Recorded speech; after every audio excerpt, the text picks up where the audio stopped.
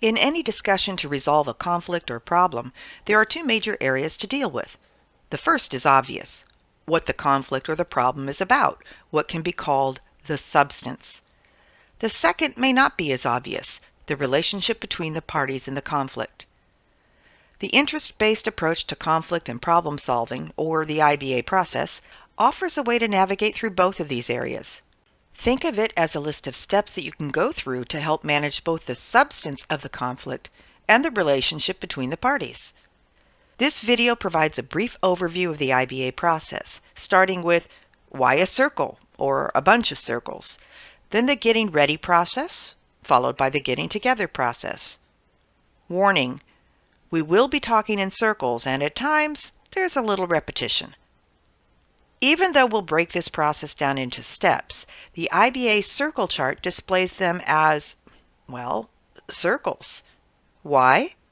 We could just as easily provide you a list of steps, but it's not always a linear progression. The circle chart shows that, while one step leads to another, you can always move back to a previous step. The connecting arrows at the top imply that you may need to go through a step, or the entire circle, multiple times.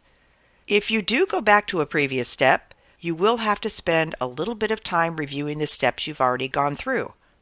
The arrow at the bottom reminds you that, even during a getting together session, you can take a break and go back, yourself, to the getting ready stage. There are two main circles: getting ready, which you do on your own, and getting together, when you meet with the other parties. You've probably noticed that the first three steps in both circles are the same: issue, interests, and constraints. Yep, we told you we'd be going around in circles and be a little repetitious. Let's start with the first circle, getting ready, where you go through the process on your own. Remember, this is just a brief overview. There's more involved in the process than we will go through in this video. The getting ready circle consists of 4 steps. Well, 4.5. Step 1 is to ensure that everyone understands the issue, or why the conflict or problem exists in the first place. Sometimes we call this step tell the story, because that's what you are doing, describing what happened or is happening, providing the facts as non-judgmentally and truthfully as possible. Step 2 is one of the most difficult steps: identifying interests. It's difficult because it is so easy to confuse with solutions. Interests are the core values that should be reflected in any decision you make. On an individual level, very common interests relate to a desire to be respected, valuing of the relationship, and trust. But these aren't the only values. Perhaps any decision you make should encompass the values of health, efficiency in getting work done, financial stability, fairness, as well as values specific to your profession, like student success in the education sector and safety and security in the law enforcement sector. Think of it like this: I want what because of this. The what is a potential solution, an option, or an alternative. The this is your interest or value. I want or I need more money is a desire for a particular solution. But why do you want more money? Could it be that you value financial security? That you need to feel respected and important? Sometimes we get so used to telling others what we want that we really don't know why we want it, the interest that it may meet. Why is determining interest so important, beyond the fact that it's highlighted in the name of the process? Because these are some of the criteria you will use to evaluate potential solutions later on. The next step, step 3, is identifying constraints. These are the external factors to you that might limit or even prevent implementation of any solutions you come up with. In the field of education, one clear constraint is the education code. Any solution you might seriously consider would have to adhere to the Ed Code, which you aren't able to change. State law and fire codes may also limit what solutions you can reasonably consider.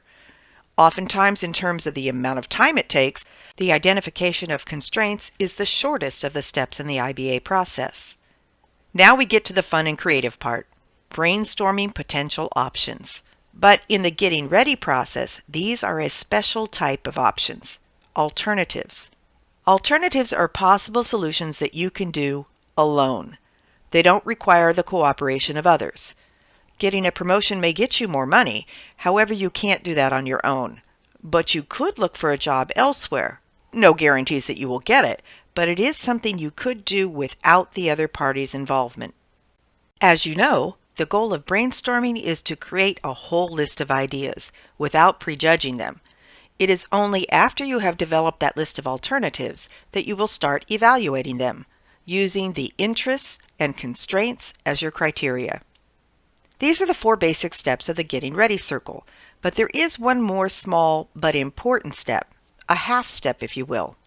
In the alternative step, you brainstormed and evaluated possible solutions, again, that you can do by yourself. You may have winnowed the list down to 3 or 4, but which one is the best alternative if, for example, the other party is unwilling to negotiate or you can't come to an agreement? That would be figuring out your BATNA, or your best alternative to a negotiated agreement. Usually you don't want to reveal this to the other party, but you should know what it is before you start negotiating. Okay, now you should be more prepared to meet with the other party in the Getting Together circle. Hopefully they've gone through a similar getting ready process. Now you go through those first 3 steps, issue, interests, and constraints again, but this time as a larger group. Why?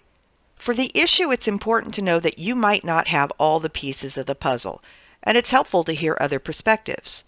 When discussing interests, it's beneficial to know if you and the other stakeholder groups share any interests. Perhaps both of you are interested in fairness, or if you're in education, in facilitating student success, or whatever. Knowing what you have in common can make negotiations more productive. And there may be some constraints that you haven't thought of. Remember, you want to see as much of the picture as you can. You'll recall in the Getting Ready circle, the 4th step was brainstorming alternatives, what you can do alone. In the Getting Together circle, you and the other party work together to brainstorm options, which include what you can do together as well as what the party can do by themselves. Again, you are brainstorming a large list, refraining from evaluating those options because that happens in the next step, creatively called evaluate. This is when the group clarifies options and winnows them down to the most promising. Remember to review interests and constraints before you start evaluating, as you are using these as your evaluation criteria. You are looking for options that might meet all of the interests and not violate any of the constraints. Just as in the Getting Ready circle, you can combine, alter, tweak. What you are looking for is the elegant solution. Assuming you develop a viable option, the next step is where commitment finally comes into play. Up until now, you've just been brainstorming. It's just an option until someone explicitly commits, and that's what happens in this step, as well as creating an action plan. We suggest you put down commitments in writing, along with dates. Without codifying formal commitments, it's easy for people to forget what they've committed to. Of course, part of commitment is to actually implement your agreed-upon solution. You should check to make sure that everyone has followed through and that the solution is indeed working. If it's not working, you may need to come back individually and together to renegotiate. There's no doubt that this process takes significantly more time than compromise, but we believe that most of your relationships are deserving of this time. In fact, a good Getting Ready session, even if you do it informally and by yourself, should allow you to maintain optimism and good faith as you go through the Getting Together session. You may be able to navigate through your conflict or problem with your relationship not only intact, but perhaps even stronger than it was before.